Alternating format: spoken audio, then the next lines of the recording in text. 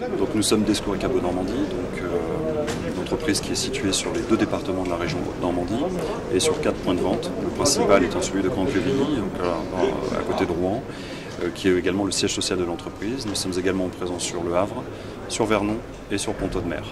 Donc c'est une entreprise qui compte un peu plus de 100 collaborateurs et qui donc distribue un certain nombre de produits dédiés à l'ensemble des filières BTP naturellement, puisque c'est l'enjeu du salon, mais aussi dans l'industrie, les artisans et tout corps de métier en fait, qui sont traditionnellement nos clients.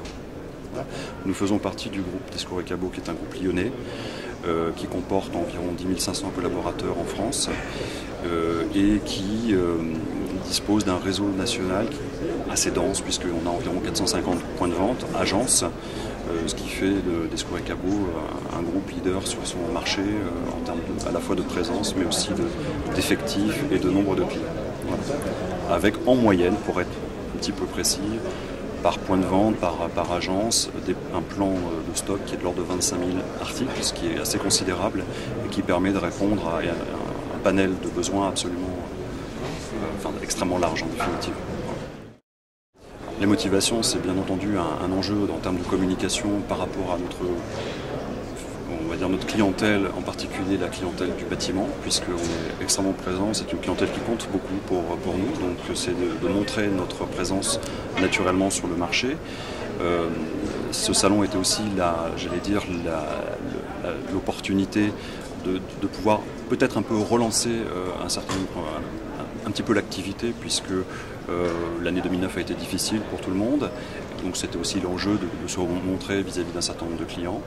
Et le dernier point qui est probablement un des plus importants dans le choix que nous avons fait, c'est de pouvoir communiquer spécifiquement sur la démarche qu'on appelle chez nous le concept Handicaptitude, qui est donc un ensemble de solutions dédiées aux personnes en situation de handicap. Donc le stand, comme vous le voyez, est orienté dans cette notion de handicaptitude. Et qui vient, j'allais dire, compléter toutes les gammes de produits qu'on est capable par ailleurs de proposer sur la fourniture, sur l'outillage et les produits métallurgiques.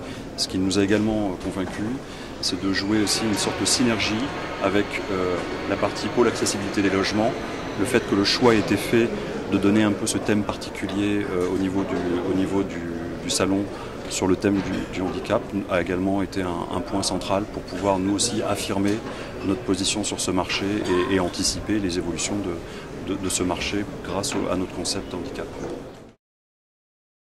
Il est morose, bien entendu. Je crois que 2009 a été une année difficile de tout l'ensemble de la filière. On l'a ressenti, nous, sur notre activité, puisque nous sommes évidemment fournisseurs d'un certain nombre d'acteurs, des majors BTP jusqu'au second œuvre. Donc c'est quand même assez considérable et on a pu mesurer un certain recul d'activité.